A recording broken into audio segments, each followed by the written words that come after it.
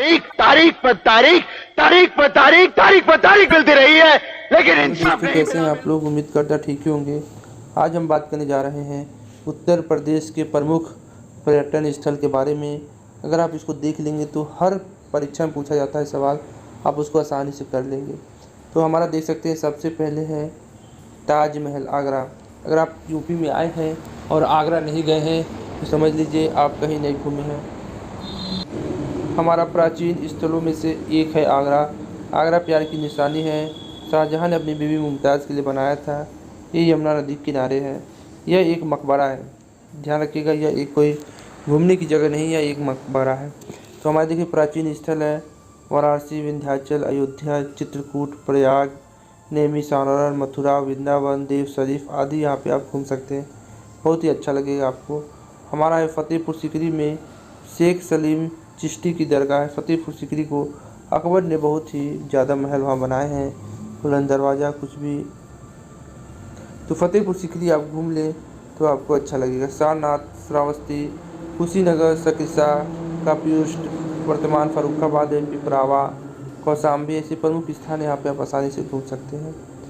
और घूमिए और मनोरंजन लीजिए, मन आपका आनंद हो जाएगा। आगरा, अयोध्या, सारनाथ, वाराणसी, लखनऊ, झांसी, ठीक है, गोरखपुर, जौनपुर तुगलक के भाई ने तुगलक के नाम पर जौना खान के लिए बनाया था, ठीक है। कन्नौज, महोबा, देवगढ़, बिथुर और विंध्याचल। अच्छा बताइए आगरा का किसने किया था? आगरा शहर किसने बताया था, बताइए।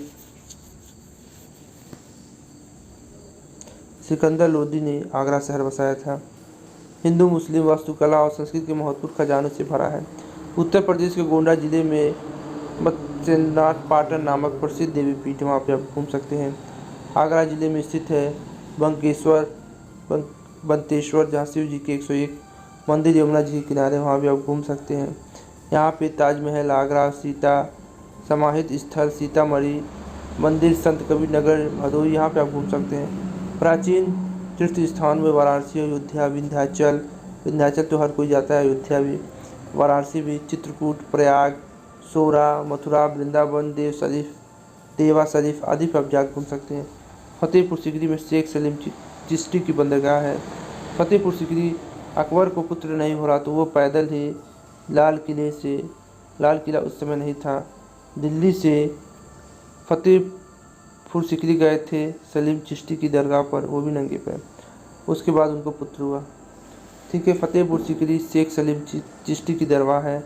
सारनाथ है, श्रावस्ती, कुशीनगर, संकृता, बसंतपुर, जिला एटा उत्तर प्रदेश में, कापिल वर्तमान फर्रुखाबाद है, पिपरावा और कौशाम्बी आदि जगह है, वहाँ पे आप घूम सकते हैं, आसानी से घूमिए। और संत कबीर नगर ये तो पहले हम पढ़ा चुके हैं। उत्तर प्रदेश में गोंडा का मत्स्येंद्रनाथ पाटन नामक प्रसिद्ध देवपीठ है। संत कबीर नगर जिला में मगहर में संत कबीर नगर समाधि और सूफी निजामुद्दीन की मजार आएगा, वहाँ पे जा सकते हैं। मदरसा तनवी रुजसलाम और डोभा भी इसी जिले में स्थित है। अन्य महत्वपूर्ण जैसे स्थान हैं बेहला देवी और भूईसरनाथ धाम, चौहरजन देवी, बलखार नाथ धाम इत्यादि।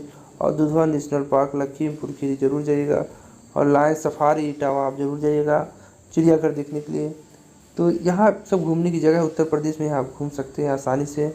अब हम पढ़ने जा रहे हैं हमारे उत्तर प्रदेश में कौन कौन से वन्य जीव हैं। जैसे पहले है चंद्रप्रभा जीव विहार, ठीक है, ये चंदौली में है और 87 वर्ग किलोमीटर में फैला है। और इसकी स्थापना कब हुई थी, किस सन में? 1997 में हुई थी। इसका मतलब देश आज़ाद होने के 10 साल बाद 1957 में हो गई थी इसकी स्थापना। हमारा अगला है किशनपुर वन्य जीव विहार, यह 222 किलोमीटर पर फैला है और 1972 में इसकी स्थापना हुई थी। तो सबसे पहले चंद्रप्रभा वन्य जीव विहार चंदौली में स्थापित हुआ था। फिर उसके बाद 1972 में किशनपुर वन्य जीव विहार हुआ था। उसके बाद हमारा है कतरनिया वन्य जीव विहार। कतरनिया वन्य जीव विहार कहाँ पे है? तो यह बहराइच में है और 410 किलोमीटर तक फैला है और इसकी स्थापना 1976 में हुई थी, याद रखिएगा। उसके बाद हमारा रानीपुर G1 बांद्रा है, ये बांदा में है, ठीक है, बांदा में। और रानीपुर जी बिहार है, 230 वर्ग किलोमीटर है और 1977 में इसकी स्थापना हुई थी। उसके बाद महावीर स्वामी जी का पड़ता है जी बिहार, और ये कहाँ पे है, ललितपुर में है और 5.40 किलोमीटर वर्ग में है और इसकी भी स्थापना 1977 में हुई थी। उसके बाद हमारा अगला है चंबल वन्य जीव विहार, ये कहाँ पे है, ये भी देख सकते हैं। चंबल जीव विहार इटावा और आगरा में है और 635 वर्ग किलोमीटर तक फैला है और इसकी स्थापना 1979 में हुआ था। ये भी आप याद रखिएगा, 1979, 1969, ठीक है, याद रखिएगा, 1979 में इसका हुआ था। 635 और आगरा और इटावा में ये फैला है।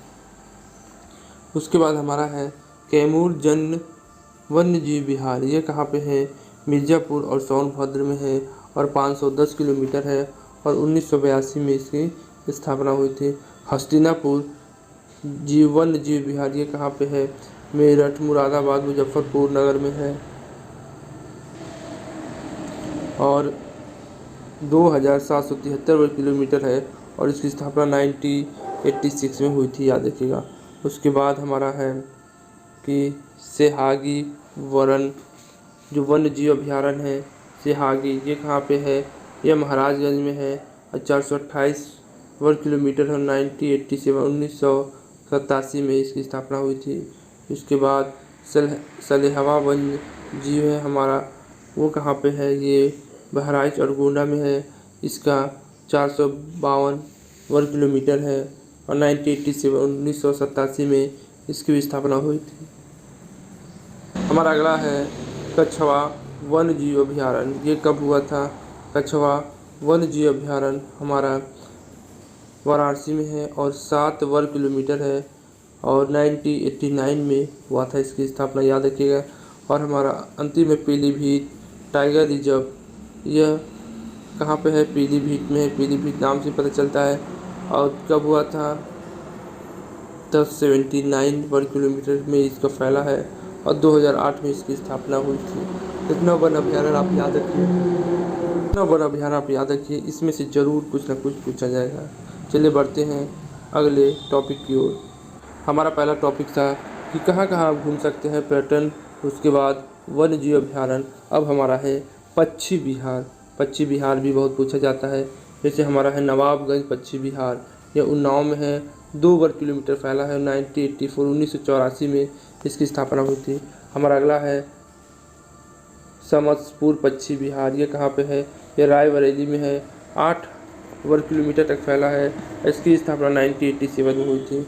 इसके बाद हमारा है लाख बेहोशी पक्षी विहार, इसको तो आप तुरंत या लाख बेहोशी पक्षी विहार, यह 30,000 वर्ग किलोमीटर फैला है, फर्रुखाबाद में है। 1988 में इसकी स्थापना हुई थी। पटना पक्षी विहार, ये कहाँ पे है, एटा में है और ये कहाँ पे है, पटना पक्षी विहार। पटना पक्षी विहार सब कुछ सोचिएगा पटना में है तो पटना मार देगा, ऐसा नहीं है, यह एटा में है, यह 1 वर्ग किलोमीटर फैला है और इसकी स्थापना 1990 में हुई थी।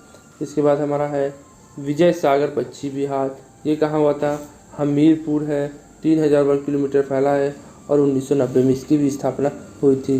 दूसरा है पार्वती आरंग पक्षी विहार, यह कहाँ पे है, जयप्रकाश नगर में और 11 वर्ग किलोमीटर फैला है और इसकी भी स्थापना 1990 में हुई थी।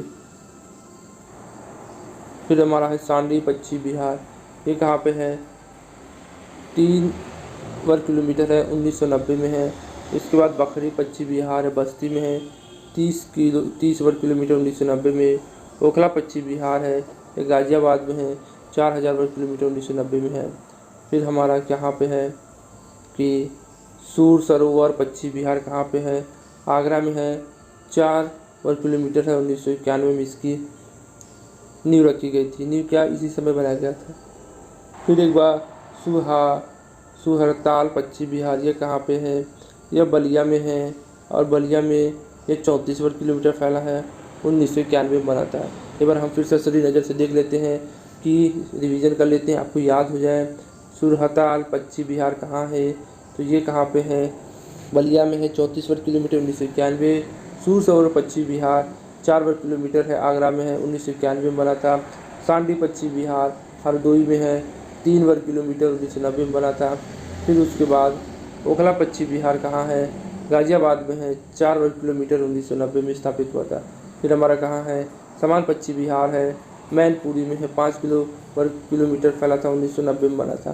फिर उसके पार्वती आर पश्चिम बिहार है, कहाँ पे है, जयप्रकाश नगर में है 11 वर्ग किलोमीटर फैला है और 1990 में स्थापित हुआ है। फिर उसके बाद हमारा है विजय सागर पश्चिम बिहार, ये कहाँ पे है, हमीरपुर पे है 3 वर्ग किलोमीटर 1990 में स्थापित है। फिर उसके बाद हमारा विजय सागर पश्चिम बिहार तो हो गया। पटना पश्चिम बिहार यह एटा में है और 1 किलोमीटर फैला है और उसकी स्थापना 1990 में हुई थी। लाख बिहोशी पश्चिम बिहार, लाख बार बेहोश हो चुका है, तो ये याद रखिएगा। फर्रुखाबाद और 30 वर्ग किलोमीटर फैला 1978 में, ठीक है। उसके बाद हमारा अगला है नवाबगंज पश्चिम बिहार, उत्तर प्रदेश का सबसे पहला पश्चिम बिहार इसे घोषित किया था। 2 वर्ग किलोमीटर है, 1984 में इसकी स्थापना हुई थी। इस प्रकार हमें पश्चिम बिहार भी याद हो गया और वन अभयारण्य भी याद हो गया, जैसे दुधवा। फिर उसके बाद हम पढ़ेंगे नेक्स्ट टॉपिक, तो उसके लिए हमारे चैनल को लाइक से सब्सक्राइब ना करना भूलें। इसी तरह हम यूपी के अच्छे अच्छे टॉपिक लेके आते रहेंगे। तो आज के लिए बस इतना ही। जय हिंद, जय भारत। इंसाफ या तारीख, अगर आप उन्हें इंसाफ नहीं दे सकते तो बंद कीजिए।